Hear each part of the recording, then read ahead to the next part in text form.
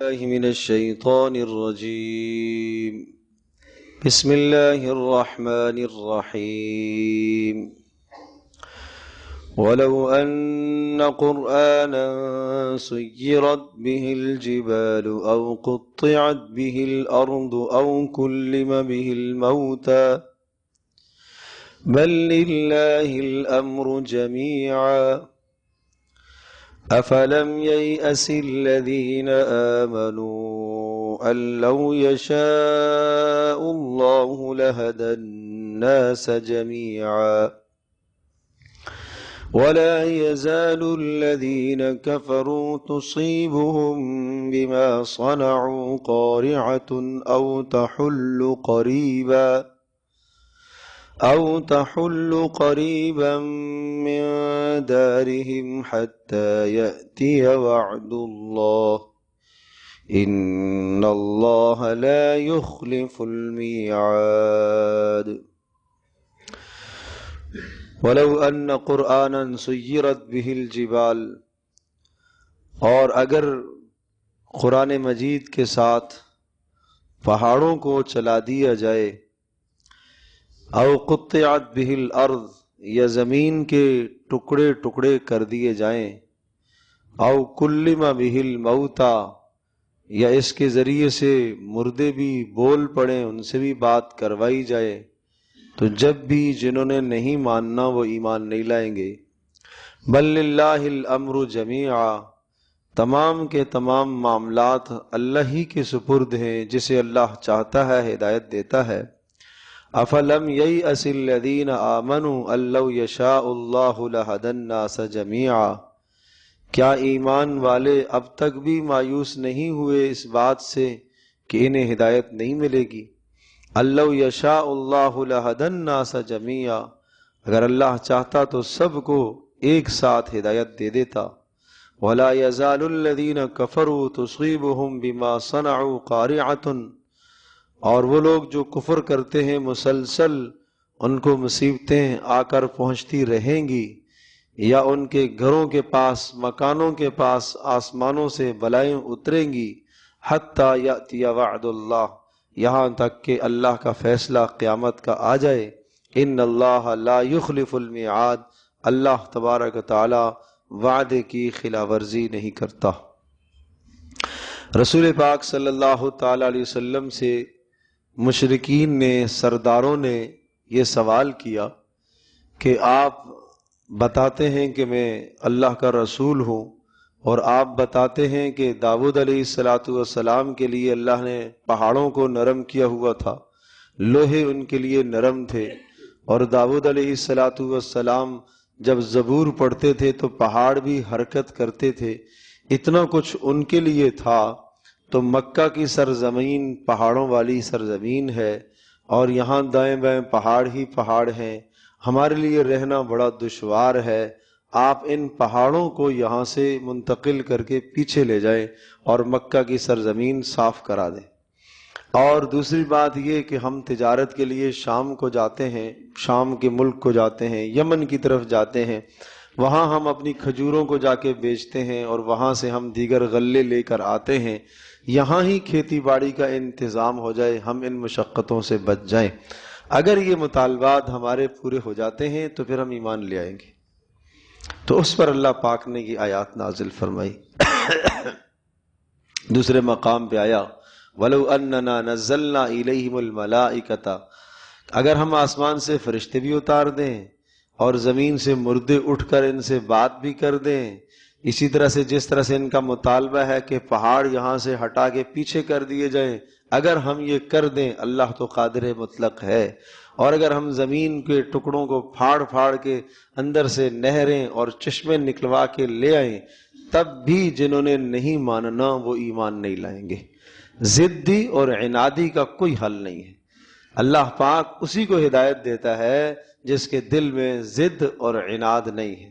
تو رسول پاک صلی اللہ علیہ وسلم کے مقابلے میں یہ آنے والے مشرک اور سرداران مکہ اور قریش کے بڑے بڑے رؤساء اور سردار وہ سب کے سب ضد اور ہٹ درمی پر تھے، تو کہا کہ ان کے مطالبات بے جا ہیں، ان مطالبات کو اللہ تبارک و تعالیٰ نہیں پورا کرے گا۔ دوسری بات یہ بھی ذہن نشین کر لینی چاہیے اور یہ بھی ان کو سمجھنا چاہیے کہ اگر ان کا یہ مطالبہ پورا ہو گیا، اگر پہاڑوں کو اللہ پاک نے یہاں سے پیچھے کر دیا اور زمین کو پھاڑ کر چشمے نکال دیے، جس رب نے صالح علیہ السلام کے لیے اونٹنی نکالی ہے اور داؤد علیہ السلام کے لیے پہاڑوں کو چلایا ہے، وہ محمد صلی اللہ علیہ وسلم کے لیے سب کچھ کر سکتا ہے۔ لیکن پھر فیصلہ یاد رکھو کہ اگر یہ معجزات تمہیں دے دیے گئے اور پھر بھی نہیں مانو گے تو پھر اللہ کی طرف سے ہلاکت کا فیصلہ ہوگا۔ اس لیے کہ یہ اللہ کا اصول ہے اور اللہ کی سنت اور طریقہ ہے کہ جب کوئی قوم مطالبہ کرتی ہے معجزے کا اور وہ معجزہ اگر دے دیا جاتا ہے پھر بھی قوم ایمان نہیں لاتی تو پھر جلد از جلد ہی اس قوم کو تباہ ہونا ہوتا ہے اور اس کی تباہی اور بربادی کا فیصلہ ہو چکا ہوتا ہے۔ ایسے ہی صالح علیہ السلام کی قوم کے ساتھ ہوا، ایسے ہی دیگر انبیاء علیہ السلام کی قوموں کے ساتھ ہوا جنہوں نے معجزات مانگے اور جب معجزات ملنے پر ایمان نہیں لائے تو اللہ کی طرف سے پھر تباہی کے فیصلے ہوئے۔ تو کہا ان کو یہ بتا دیجئے پھر تیار رہو اللہ کے عذاب کے لیے۔ ایمان والوں کے دل میں خیال آنے لگا کہ اگر یہ مطالبہ پورا ہو جائے تو اللہ تو قادر مطلق ہے، اگر اللہ پاک یہ مطالبہ پورا کر دے تو یہ ایمان لے آئیں گے۔ تو اس پر ایمان والوں کو بھی تنبیہ کی گئی ہے کہ اس قسم کا ایمان تو پھر فرعون نے بھی لایا تھا کہ جب اس نے عذاب دیکھا تھا اور سارے نمونے دیکھے تھے تو وہ بھی کہنے لگا کہ میں موسیٰ اور ہارون کے رب پر ایمان لایا، لیکن وہ ایمان پھر معتبر نہیں ہوتا۔ ہلاکت کے وقت، موت کے وقت جو ایمان لایا جاتا ہے وہ معتبر نہیں ہوتا۔ باقی رہی یہ بات کہ آپ یہ تمنا کرتے ہو کہ اگر یہ معجزات ظاہر ہو جائیں تو یہ ایمان لے آئیں گے، تو پھر یاد رکھو اللہ تبارک و تعالیٰ کے فیصلے اٹل ہیں۔ اللہ پاک کے فیصلے یہ ہیں کہ اگر یہ ایمان پھر نہیں لائے تو پھر اللہ کی طرف سے ہلاکت اور تباہی کا فیصلہ ہوگا۔ اور ساتھ یہ بھی سمجھایا بل للہ الامر جمیعا، اللہ پاک اس کائنات میں خود مختار ہے، وہ تم میں سے کسی کے فیصلے کا پابند نہیں ہے۔ کوئی ایمان نہ لائے، سارے نہ لائے، اللہ کا کوئی نقصان نہیں ہے۔ حدیث پاک میں آتا ہے کہ اگر سارے کے سارے انسان کائنات کے دنیا کے بدترین کافر کی طرح ہو جائیں تب بھی اللہ کی سلطنت میں کوئی کمی نہیں آئے گی،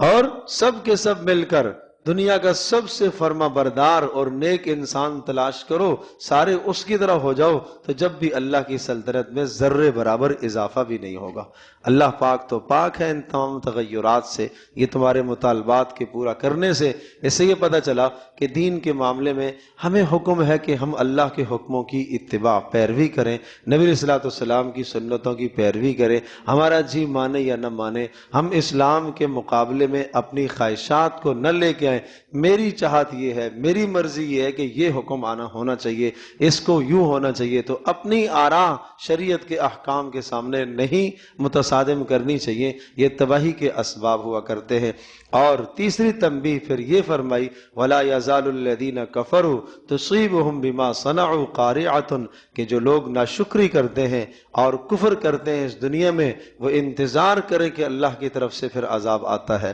اور فرمایا مسلسل عذاب آتا رہے گا، چھوٹے چھوٹے عذابات اللہ دنیا میں لاتا رہتا ہے، وہ اسی لیے آتے رہتے ہیں تاکہ تم بڑے عذاب سے، قیامت کے بڑے عذاب سے تم بچ جاؤ۔ اور یہ چھوٹے چھوٹے عذاب جو میں عرض کر رہا ہوں یہ انفرادی بھی ہوتے ہیں، یہ اجتماعی بھی ہوتے ہیں۔ انفرادی کیسے ہوتے ہیں؟ ہر شخص پر مختلف اور سخت سے سخت مصائب اور سخت سے سخت پریشانیاں بھی آتی ہیں، اور وہ پریشانیاں اور وہ مصائب اس لیے ہوتے ہیں کہ یہ آدمی پلٹ آئے اللہ کی طرف۔ ایک حدیث میں آتا ہے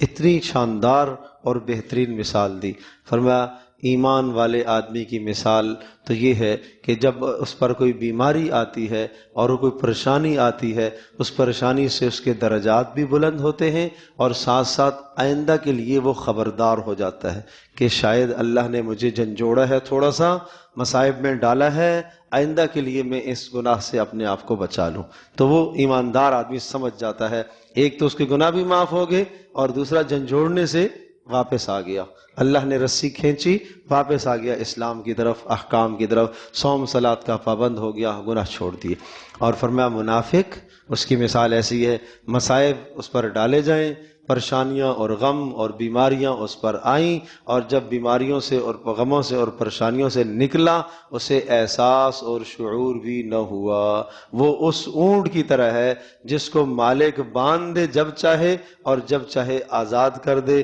اسے نہیں معلوم کہ مجھے مالک نے کیوں نکیل ڈالی، اسے نہیں معلوم کہ اب مجھے مالک نے کیوں آزاد کیا۔ تو یہ اس شخص کے لیے بڑے خطرے کی بات ہے کہ مصائب اور پریشانیوں کے آنے کے بعد وہ سبق حاصل نہ کرے اور وہ سبق نہ سیکھے اس مصیبت سے اور اس پریشانی سے، اور اسی طرح سے گناہ کے اندر حد سے تجاوز کرتا چلا جائے، بڑھتا چلا جائے، گناہ اور ہٹ درمی میں اور آگے بڑھتا چلا جائے، تو یہ بہت بدترین حالت ہے انسان کی، اس سے آدمی کو بچنا چاہیے۔ تو فرمایا اس قسم کے حالات اور پریشانیاں مسلسل ہم اس دنیا کے اندر لاتے رہیں گے اور اس قسم کے عذابات آتے رہیں گے، حتیٰ یأتی وعد اللہ، یہاں تک کہ اللہ کا بڑا وعدہ یعنی قیامت واقع ہو جائے۔ ان اللہ لا یخلف المیعاد، اللہ پاک وعدے کی خلاف ورزی نہیں کرتا۔ تو اللہ پاک کے ان فیصلوں کو اور اللہ پاک کے ان قوانین کو سمجھنے کی ضرورت ہے۔ جو اللہ کا حکم ہمارے سامنے آئے، دل و جان سے آدمی اس حکم کو قبول کر لے۔ جو بات پہلے معلوم نہیں تھی اب معلوم ہو گئی، دل و جان سے اللہ کے اس فیصلے کو آدمی تسلیم کرے اور قبول کرے۔ اللہ پاک ہم سب کے لیے عمل کرنا آسان فرمائے۔